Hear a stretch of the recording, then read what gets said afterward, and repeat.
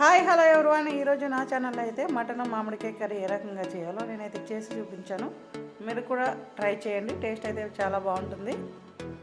అదేనండి మా గోదావరి వాళ్ళ సరదా మాటలు అయితే మామూలుగా ఉండవు. మరి ఎప్పుడైనా మా ఊరికి వెళ్ళేటప్పుడు అయితే ఏం కూర మామగారు అని అడిగితే కనుక వాళ్ళు వెటకారంగా మాంసం మామిడికాయ నన్ను రా తిందు అని చెప్పి వెటకారం ఆడతారు. వాళ్ళ కర్రీ ఆ ఇంట్లో చేయకపోయినా కూడా అది సామెత కాబట్టి దాన్ని అలా మాట్లాడుతూ ఉంటారేమో నాకు తెలిసి.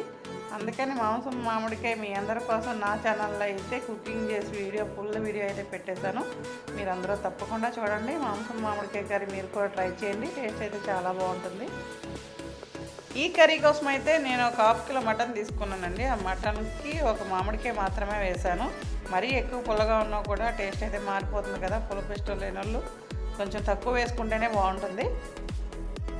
చూసారుగా, స్టవ్ మీద అయితే కుక్కర్ పెట్టేసి ఆయిల్ యాడ్ చేసి అది బాగా హీట్ అయిన తర్వాత ఆనియన్స్ వేసి అవి హై ఫ్లేమ్లో పెట్టి ఇలా గోల్డెన్ కలర్ వచ్చే వరకు ఫ్రై చేశాను. ఆ తర్వాత అయితే టమాటోస్ కూడా యాడ్ చేశాను. టమాటో వేస్తే మటన్ బిగిసిపోయి గట్టిగా కర్రీలో బాగుండదు కదా అని మీరు అనుకోవచ్చు. కుక్కర్లో పెట్టి చేస్తాం కాబట్టి మటన్ తొందరగానే కుకింగ్ అయిపోతుంది. నిజంగా చెప్పాలంటే మటన్ మామిడికాయ కర్రీ కొంచెం పులుపు ఇష్టంగా తినే వాళ్ళకైతే చాలా బాగా నచ్చుతుందండి. ఎందుకంటే నేను చాలాసార్లు చేస్తూ ఉంటాను. ఇప్పుడు మామిడికాయల సీజన్ కదా. ఆనియన్స్ ఫ్రై అయిపోయిన తర్వాత మటన్ అయితే అందులో యాడ్ చేసేసి మీడియం ఫ్లేమ్లో పెట్టి విజిల్ కూడా పెట్టేసి స్లోగా కుకింగ్ చేస్తే కనుక అది మనం వండేటప్పటికే సగం వరకు కుకింగ్ అయిపోతుంది. ఎప్పుడు చూసినా ఈ madam non veg veg curries better ఏంటి అనుకుంటున్నారు కదా. వెజ్ ప్రియుల కోసం అయితే ఖచ్చితంగా వెజ్ కర్రీస్ కూడా చేసి నా ఛానల్లో అప్లోడ్ చేస్తాను. నా ఛానల్ మటు మీరు ఇలానే ఫాలో అవుతూ ఉండండి.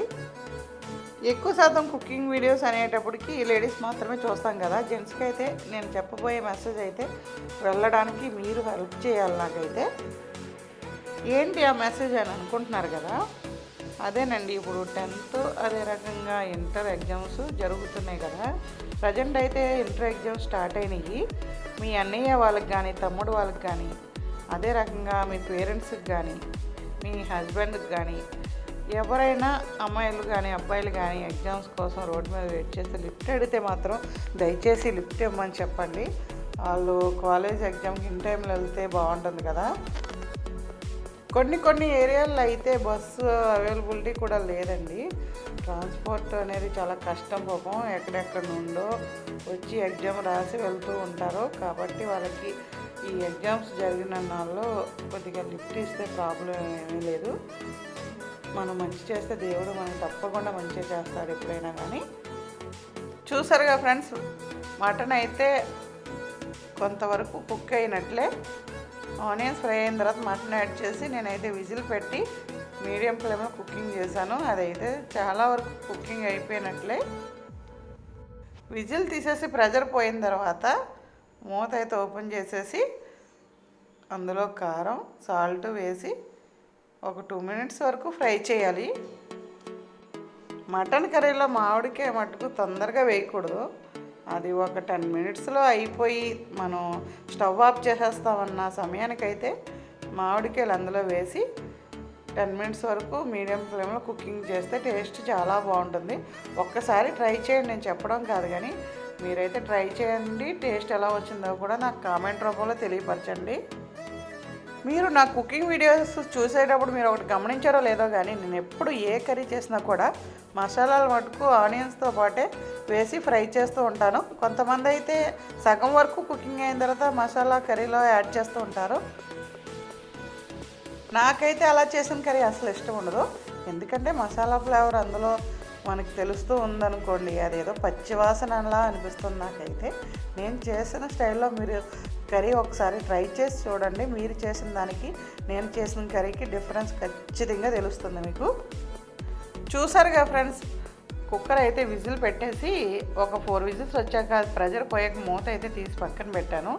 ఇప్పుడైతే కట్ చేసి పెట్టిన మామిడికాయలు అయితే అందులో యాడ్ చేస్తాను. సాల్ట్ చూస్తే కొంచెం తక్కువ అనిపించింది, సాల్ట్ కూడా ఇప్పుడే యాడ్ చేశాను. ఇలా ఒక 10 minutesలో కర్రీ అయిపోతుంది అనిపించుకొని మామిడికాయలు అయితే అందులో యాడ్ చేయాలి. మామిడికాయలు అనేవి తొందరగా వేసేస్తే కనుక ఆ మటన్ పీస్ గట్టిగా అయిపోయి తినడానికి కొంచెం కష్టంగా అనిపిస్తుంది కదా మనకి. అందుకని ఇదంతా కుకింగ్ అయిన తర్వాతే లాస్ట్ ఫినిషింగ్ టచ్లో మాత్రమే మామిడికాయలు అనేవి యాడ్ చేయాలి. చూసారుగా ఫ్రెండ్స్, నేను ఏ రకంగా కర్రీ చేశానో. కర్రీ అయితే చాలా కలర్ఫుల్గా ఉంది కదా. నా ఛానల్ని ఇలానే ఫాలో అవుతూ ఉండండి.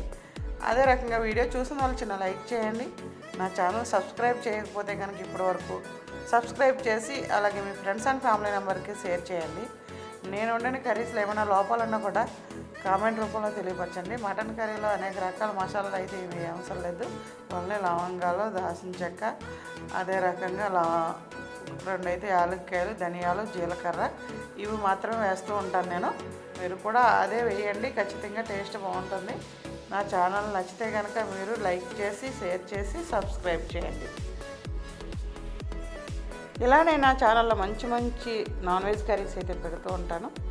అదే రకంగా మీకు ఏమైనా కర్రీస్ కావాలన్నా కూడా కామెంట్ రూపంలో తెలియపరుస్తాయి. మీ అందరి కోసం అయితే నా ఛానల్లో ఆ కర్రీ చేసి అప్లోడ్ చేస్తాను. మరొక మంచి వీడియోతో మీ ముందుకు వస్తాను.